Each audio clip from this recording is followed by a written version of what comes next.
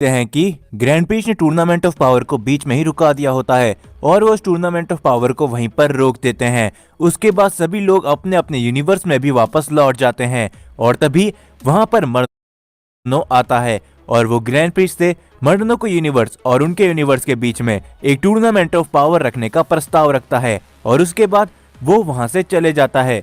और तभी grand prix और ज़ेनोसामा सभी एंजल और गॉड की एक मीटिंग बिठाते हैं। ग्रैंड प्रिक्स सारी बातें उन सभी को बताते हैं, जो सुनकर वो सभी लोग हैरान होते हैं। और तभी बीरस कहता है, तो ग्रैंड प्रीस्ट, तो अब हमें आगे क्या करना है? क्या हमें उनसे लड़ना होगा? जिसके ऊपर तभी ग्रैंड प्रीस्ट शांत रहते हैं और ज़ेनोसामा कहते हैं, फिलहाल तो हम ऐसा कुछ भी नहीं कर सकते क्योंकि हमें नहीं पता कि आखिरकार मर्नो के साथ कौन कौन है। लेकिन हाँ, तुम लोग अपने यूनिवर्स पे वापस लौटो और सभी लोग इस बात का ध्यान रखना कि उनमें से कोई भी तुम्हारे यूनिवर्स के अंदर हमला कर सकता है। जो सुनकर वो सारे लोग हैरान होते हैं और तभी बेलमोट कहता है, लेकिन ऐसा क्यों ज़ेनोसामा? भला वो लोग हमारे यूनिवर्स में हमला क्यों करेंगे?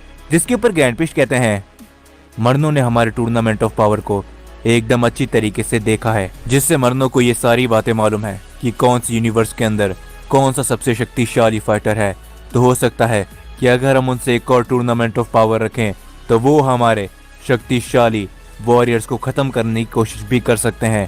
तो इसीलिए तुम लोग अपने यूनिवर्स का ध्यान रखना और इस समय यहाँ से जाओ, हम जल्दी एक फैसले पे आकर रुकेंगे।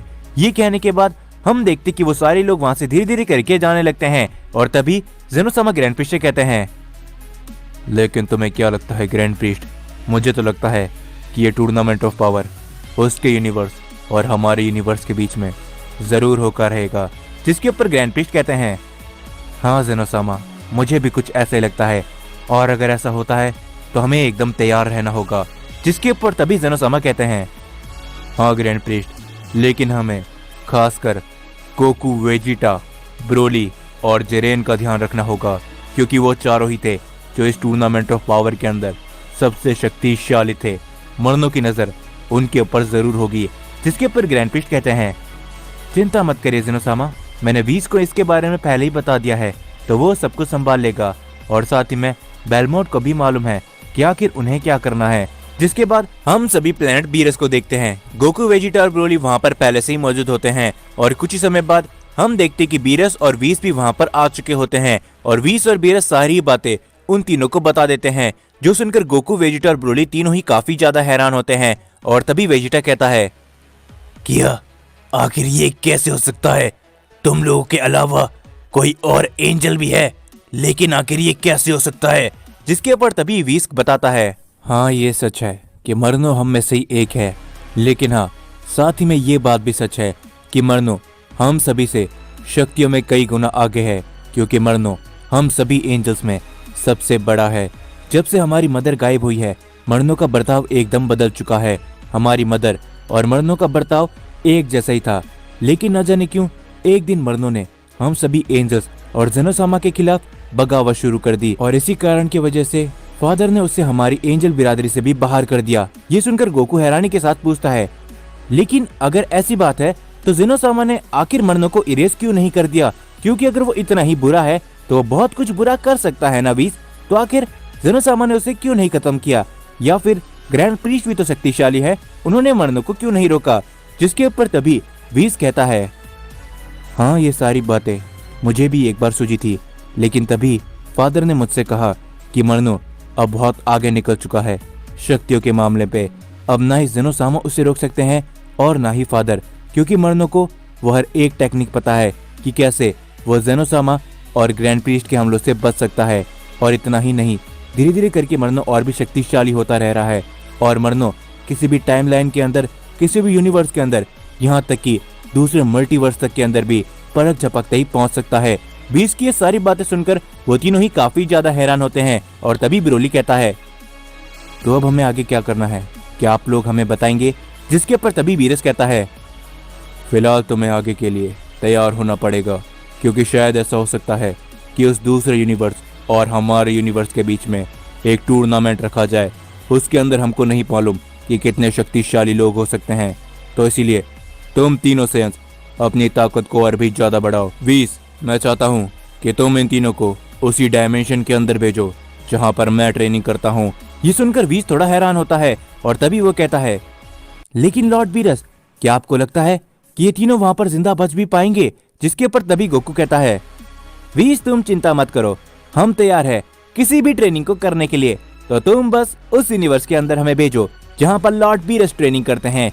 ये कहने के बाद व्हीज अपने स्टाफ को आगे करता है और तभी गोकू, वेजिटा और ब्रोली एक अलग डायमेंशन के अंदर चले जाते हैं जहां की ग्रेविटी काफी ज्यादा हाई होती है और वो तीनों ही वहां पर बड़ी मुश्किल से ही खड़े हो पाते हैं। और तभी गोकू कहता है, क्या बात है, लॉर्ड बीरस आखिर इस जगह पर ट्रेनिंग करते हैं? जिसके ऊपर वेजिटा कहता है, हे ब्रोली, क्या तुम यहाँ पर ट्रेनिंग कर पाओगे? जिसके ऊपर ब्रोली कहता है, वेजिटा तुम मुझे कम मत समझो, भूलो मत कि मैं भी एक लेजेंडरी सेयन हूँ, मैं यहाँ पर ट्रेनिंग कर सकता हूँ। ये कहने के बाद वो लोग धीरे धीरे करके अपनी ट्रेनिंग को आगे बढ़ाते हैं। जिसके बाद हम सभी को मरनो का सीन दिखाया जाता है। हम सभी देखते कि मरनो एक अनजान जगह पर खड़ा होता है और मरनो के सामने कुछ शख्स होते हैं।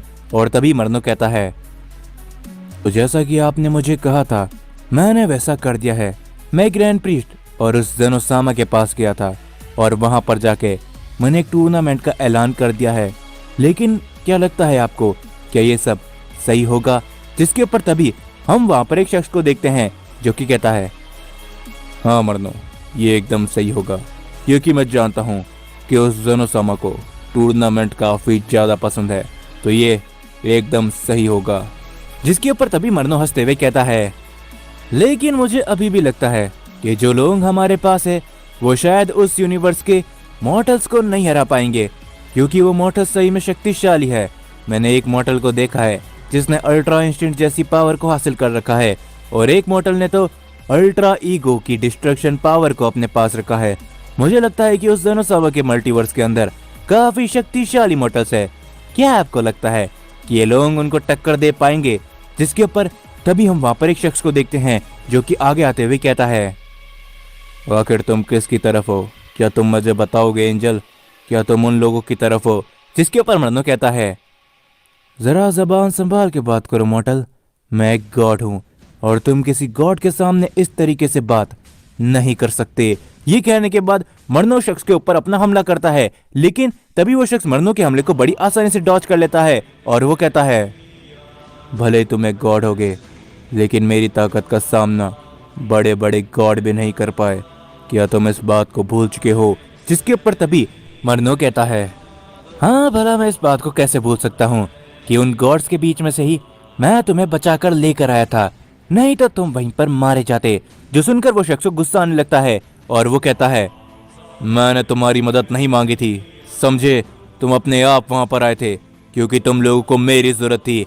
लेकिन तभी हम देखते कि वो तीसरा शख्स कहता है, तुम लोग शांत हो जाओ, भला तुम ऐसे बेवकूफ हो जैसे इस समय पर कैसे लड़ सकते हो? मरनो, तुमने वहां पर जो कुछ भी देखा है वो मुझे बताओ, उसके बाद हम आगे की बात चालू करते हैं। और तभी मरनो सारी बातें उस शख्स को बताता है और तभी वो शख्स हंसते हुए कहता है, चलो आखिरकार मुझे ये तो पता चला कि उस जेनोसामा को आखिर क्या पसंद है। सेयन, तुम आगे आओ। और तभी हम देखते कि वो शख्स आगे आता है और वो भी एक सेयन होता है। और तभी वो शख्स कहता है, मैं चाहता हूँ कि जेनोसामा के सबसे करीबी दोस्त गोकू के पास, यानी कि उसके यूनिवर्स पे तुम जाओ और वहां पर जाके तबाही मचा दो और उन्हें बता दो कि एक और टूर्नामेंट ऑफ पावर शुरू होने वाला है और जो कोई भी इस टूर्नामेंट ऑफ पावर को जीतेगा वही उस मल्टीवर्स के अंदर रूल करेगा। जाकर इस बात का ऐलान कर दो कि ये कोई आम टूर्नामेंट ऑफ पावर नहीं बल्कि गॉड्स का टूर्नामेंट ऑफ पावर होने वाला है। और तभी हम उस शख्स को देखते हैं जो कि कहता है, ठीक है, तो मैं उस यूनिवर्स के अंदर जाने के लिए तैयार हूँ।